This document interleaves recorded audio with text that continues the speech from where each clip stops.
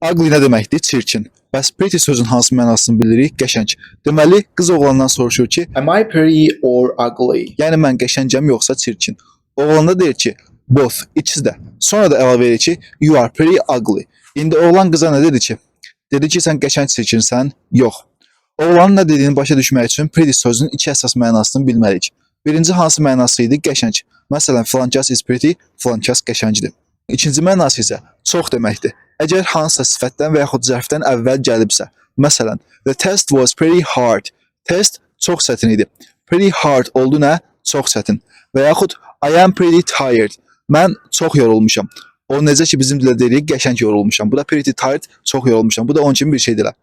Deməli, oğlan qıza deyirmiş ki, you are pretty ugly. Sən çox çirkinsən. Pretty ugly oldu nə? Çox çirkin. Bu sözü deyəndən sonra oğlanın axırı nətər oldu bilmirəm, amma qısacası əgər pretty sözünü cümlədə görsəz və görsəz ki, qəşəng mənasını tərcümə edəndə bir məna ortalığa çıxmır, deməli çox mənasında işlənmiş ola bilər.